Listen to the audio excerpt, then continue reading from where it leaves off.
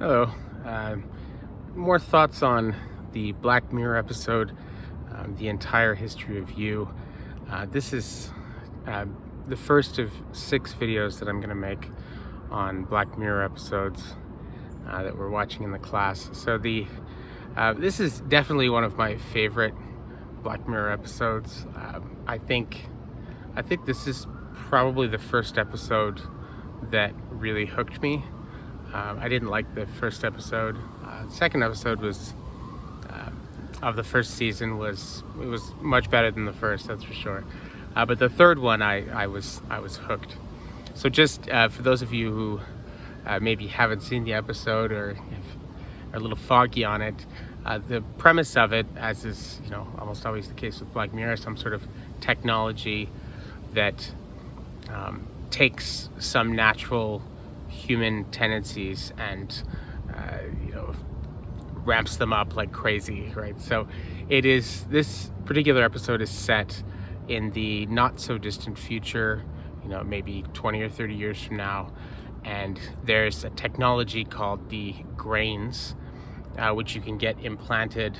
Just it's the size of a grain of rice, very, very small, and it gives you absolute perfect recall, right? You can remember everything in full color video, and these grains can connect almost like a Bluetooth type thing. They can connect to your TV, to an iPad, to anything, and you can immediately recall a memory with perfect, like you can literally show it as if you had kind of a GoPro inside your head, like at what you're seeing all the time, and that you could go back and remember everything right now. Before I get into what makes this a Black Mirror episode, which is like all the dark, horrible ways in which this ruins lives, I should just say from the outset that if something like this did come on the market now, I mean, imagine if you could have something like this right now, as a student, for instance. Well, I can tell you, if you had it and nobody else had it, you would immediately be able to score a perfect score on the LSAT, on the MCAT.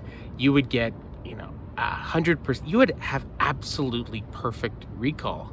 You could study and remember everything perfectly, right? You would get like 100 on every single test that you did. If you had this technology right now, you could very easily be going to Harvard on a full scholarship next year, right? You could be graduating at the top of your class, going to the best schools, getting the best jobs, whatever it is that is for you. You could be very wealthy within a couple of years, right? Within if you had something like this. So they don't deal with this very much in the episode, but it is interesting to sort of think about if a technology like this came into being, it would give whoever used it a massive advantage over everybody else. And, they don't really deal with this very much in the episode, but Liam, one of the main characters, he is a lawyer, right? And you can imagine that if something like this were to come into being, there's a number of professions like doctors and lawyers which probably would require everybody to have a grain, right? Because just think about it, you would have absolutely perfect recall. Doctors would make far fewer mistakes. Lawyers, even if you have really fantastic powers of analysis and you're a really smart person, as a lawyer, to be able to have photographic memory of all the law that you've ever studied and every book that you've ever read, and to have that at your fingertips, have all those precedents at your fingertips, right out when you're sitting there in the meeting, in the courtroom. Probably lawyers who decided to not have grains just would not be hired. Probably be a condition of you being in a particular law firm, that people would not want to hire you if you didn't have this grain. This is another element of the episode at the end, when he rips the grain out, and he cuts it out and decides to go grain free. It's interesting to think that probably he's just committed career suicide. I mean, he may have saved his life by doing this. Clearly the grain has ruined his life, but yeah, that's another thing to think about, right? So in a very kind of petty way, I'm sure everybody has been in a situation where you get into a disagreement with somebody, right? Maybe your husband, your wife, your boyfriend, girlfriend, your parent or friend, whatever, and you're like, I totally told you to do that, and you're like, no, I didn't. Right? Wouldn't it be so amazing in that situation if you could just immediately put on the screen the conversation you had with that person, and then see, yeah, can you take out the garbage later on? Yeah, sure, no problem, hon. Right? And then say, see, you totally did say. Or you say you've got plans, and your husband or whatever, your wife doesn't want to do it, and they're like, I never said yes to that, right? And wouldn't it be amazing if you could just go back, roll back the tape, and say look, see, I totally did say that, right? And you have proof, right? So I mean, it's definitely for petty reasons and for very, very practical reasons, this kind of technology could be very, very useful, right? However, as we see in the episode, and this is kind of the genius of Black Mirror, is they show how this particular technology destroys this couple, right? It messes them up. But you also see how it's messing up other characters in the episode as well. And I think there's a very simple reason for this, and it's an insight that to some extent, Buddha was clear on this. The Stoic philosophers were very clear on this, as were the Epicureans. Sort of in the modern period, I think the person who was most clear about this was the German philosopher Friedrich Nietzsche. Nietzsche has a number of passages where he talks about what happiness is all about, right? And he has it's one beautiful passage in his essay on the uses and disadvantages of history for life, where he says, there's always one thing that is necessary for happiness, and that is forgetting. If you cannot hold yourself up on the crest of the moment, forgetting completely about the past and the present and the future, and just totally get into the moment, you'll never know what real happiness is. And what's worse, and this is where Nietzsche really twists the knife, he says, not only will you never know what true happiness is, you will never make anybody else happy, right? If you don't know how to just completely give in to the moment and live in the present, you're never going to be happy, right? And elsewhere, in the Genealogy of Morals, he says a similar point, and he says that, that forgetting is not a passive process. He says that is only ignorant people think that, right? That forgetting is a passive process, right? So the old expression, right? Time heals all wounds, right? I love Susan Nyman's response to that. She's like, bullshit. Time doesn't heal all wounds; it just covers them. But Nietzsche's thing is, he says, no, forgetting is not a passive process. Forgetting is an active process, right? And he says that forgetting is actually a sign, the ability to forget, the ability to get over things, to let things slide. Nietzsche says that is actually a sign of mental health, right? I find this so totally compelling as an argument, and I'll tell you why. The first person that I actually knew when I was a teenager, the first person I ever knew who was HIV positive, or who actually he ended up dying of AIDS, was a guy that I worked with when I was a teenager at this store. And I remember when he was he didn't know that he was HIV positive. He unfortunately he only found out that he had contracted HIV after he had developed full-blown AIDS. It was very, very sad. But I remember asking him, talking to him about it when he was dying, actually. And I said, so when did you first sort of suspect that something was wrong? Right? When did you first say, because, when did you first think like, oh, I should probably go get tested to see if I'm, something's wrong with me? And he said, well, I started noticing that I seemed to get every single cold and flu that was going around all the time.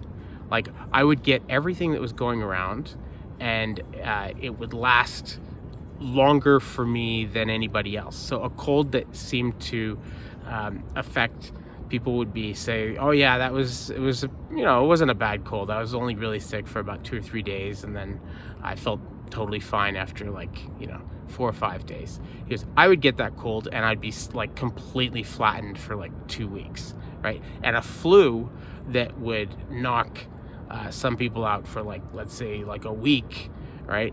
It would knock me out for like a month and a half, right? And I started noticing all these other things, like I just was not, it's like my body's ability to heal wasn't working properly. Like I would get a zit, and like the zit would like stay there for like 2 or 3 months, like it wouldn't heal. Like, and if I cut myself shaving, or like if I had any kind of wound, I just, like, it seemed to take me like a ridiculous amount of time to actually heal.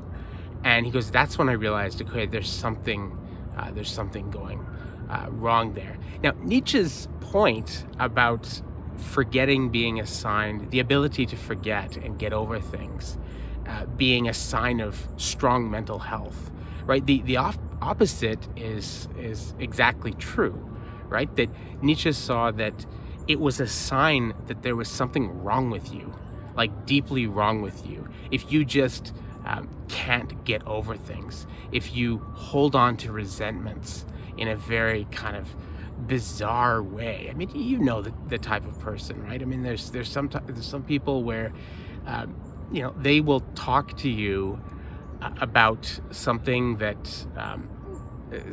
happened, and let's say you don't know, right? You don't know when this thing happened, but the way that they talk about it, it's with an emotional intensity, and it kind of like, the teeth are grit, and they're shaking, and they're angry.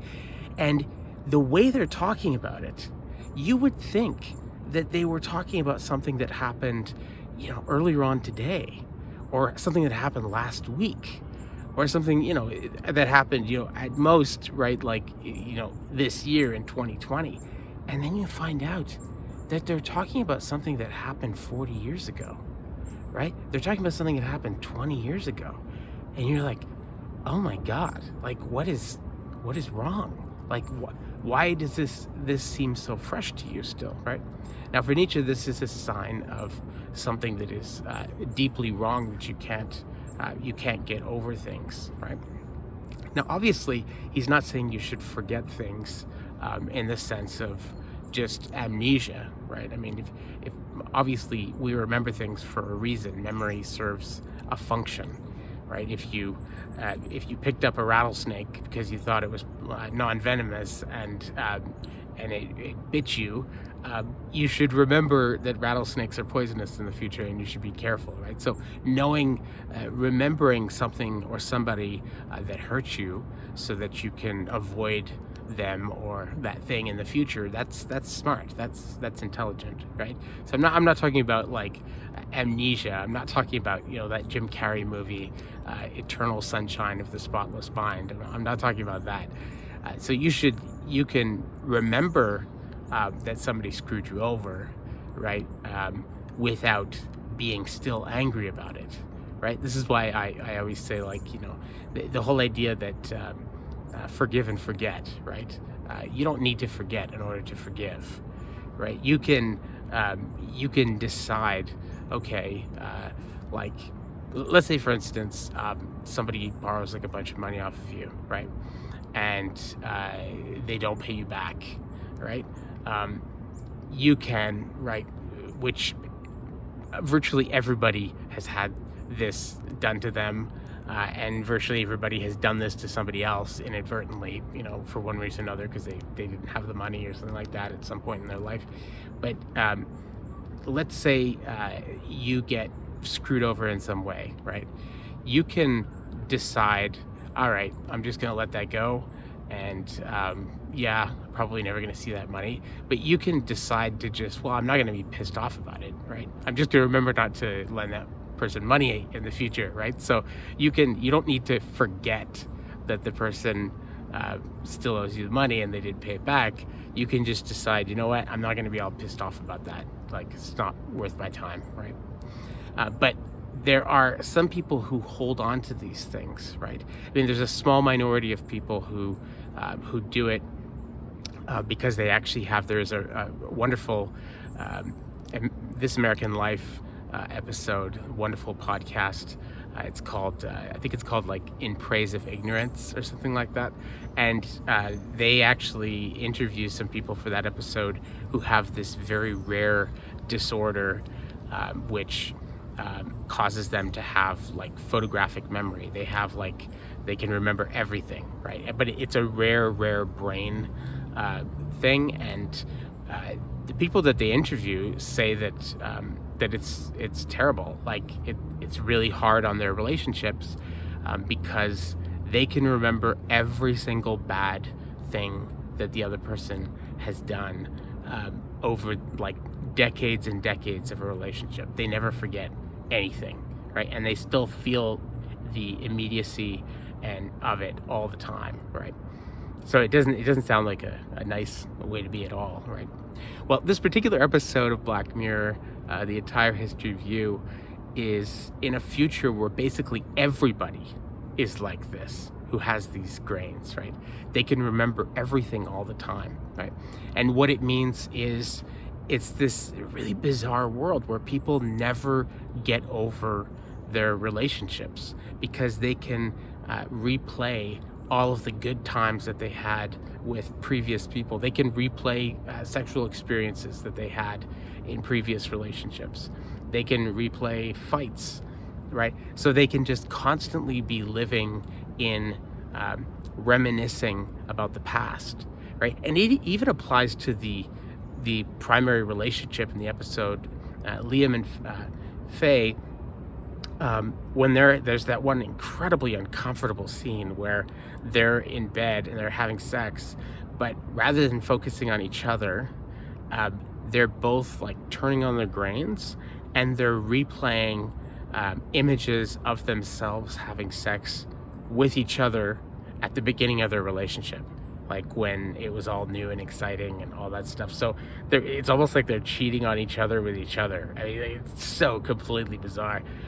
And people very often, at the dinner party that's early on in the episode, they're sitting around and they're talking about how, even though they're in relationships, right, they will go down. Like Jonas talks about how, he was engaged to marry this woman.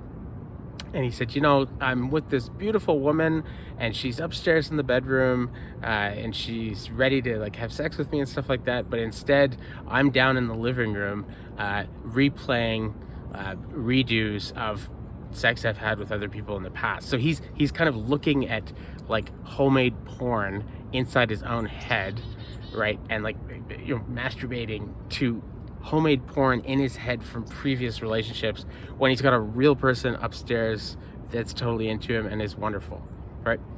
Really twisted, really twisted, right? So, not to give away too much of the plot of the episode, this, and I'm not going to talk too much about that, but eventually this inability to forget, right, undermines their entire relationship. Right. And I think the takeaway point for me is that you have to be really careful about where you decide to focus your attention. Right. Now, it used to be that we could forget about, like, that memories would fade over time. Right. And they would change. But now, because of photographs, because of video, stuff, audio stuff, right? We increasingly have this incredibly rich and vivid record of the past, right? Which in some ways is great. I mean, definitely, if you, let's say, uh, if I were to, I don't know, if I were to fall off this cliff right now, I'm not intending on doing that, but that's quite a drop behind me. I'm standing on a boulder on an edge here. So, if I were to fall off this cliff, then I imagine, to some extent, it might be my sons might like it that they had these YouTube videos, and they can say like, "Well, I can remember my father," because I have these videos or something like that. I don't know. Like it might be. There's some things that are nice about having all of this record that we have. Um, but there's a big cost associated with that. And the cost is that it makes it harder and harder for us to get over people, right? It makes it harder and harder for us to get over loss, to get over really bad breakups.